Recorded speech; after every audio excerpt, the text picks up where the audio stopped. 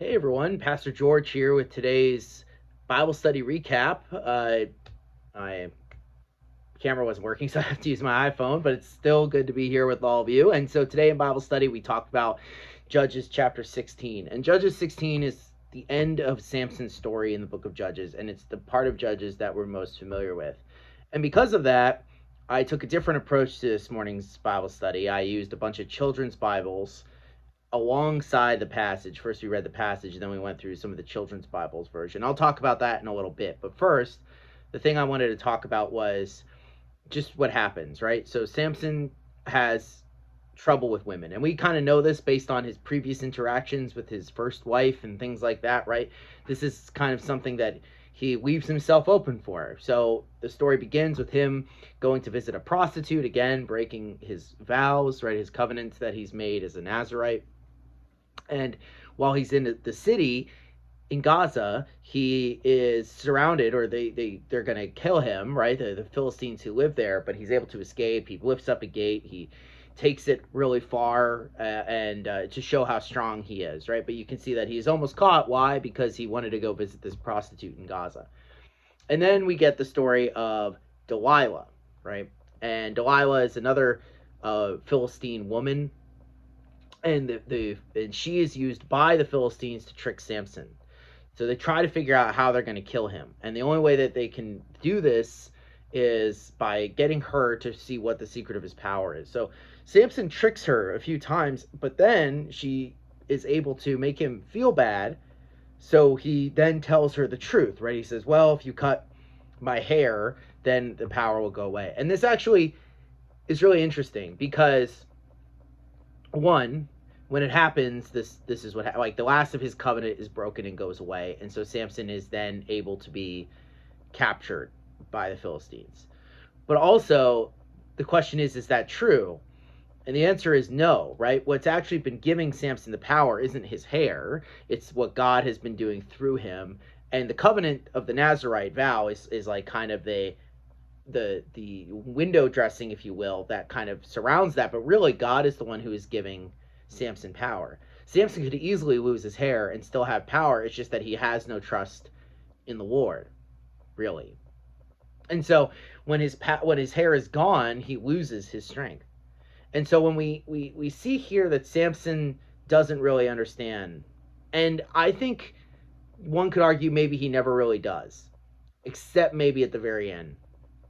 Anyway, he tells Delilah that if she cuts his hair, he would lose his power, and so he falls asleep, and she does that, and he's able to be taken prisoner.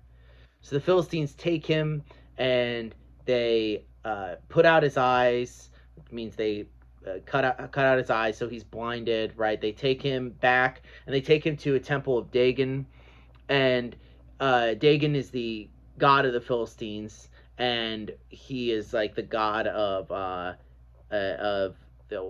agriculture, right?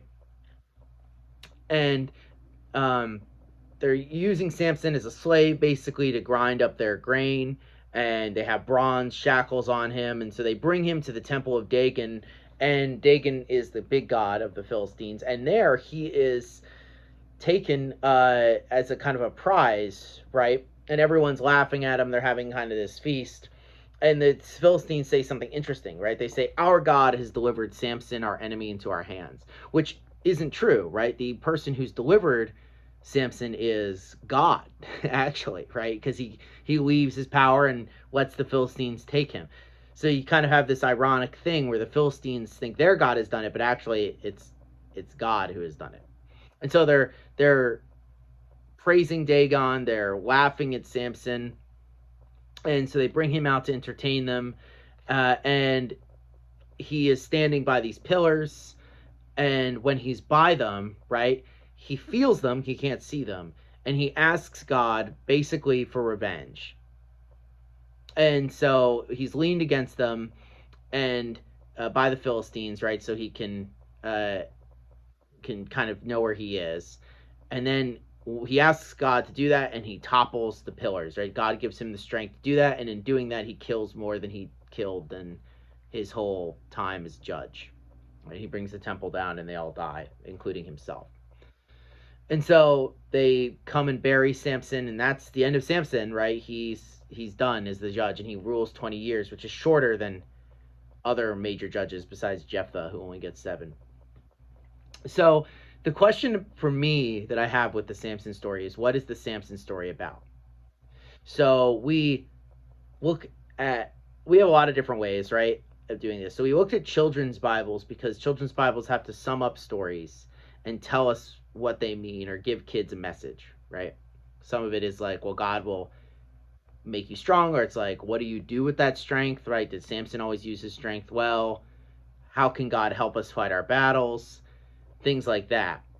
And I think it's really interesting because Samson is one of the biblical characters that is commonly looked up to, right? He's mentioned in the Hall of Faith in Hebrews, and I don't think that's it's not a bad thing that he is, but I think oftentimes we think Samson is a hero for the strength that he had, because I think out of all the biblical characters, he matches today what we consider a hero the most, right? This idea of someone who's super strong and is able to do supernatural things, right? That's what's in our media. Those are the superheroes that we engage with since we're kids. Samson is most like that, which I think is why kids find him the most interesting. But in reality, the thing that makes Samson a hero isn't the fact that he's strong. It's basically the fact that he's repented and humbles himself, right? That's the faith that Samson has, because throughout this whole time in this story, Samson shows no faith at all, or very little, right? He even repeats the mistakes of his ancestors and believing God won't sustain him. So Samson is a really interesting character because he's not a hero in the traditional sense, right? He's not that great of a guy, but the interesting part of his story is how Israel is fallen, but even in this fallenness, there can still be glimmers of faith found, even if it's in bad circumstances, and that's basically Samson's story. So that's what we talked about this week, and now we're moving into the part of Judges where there are no judges, and we get to see Israel fall even deeper into the sin that they're caught in. So we'll pick up on that next week. I hope you guys have a wonderful rest of your Wednesday, and I will see you tomorrow for a new thing. Peace out.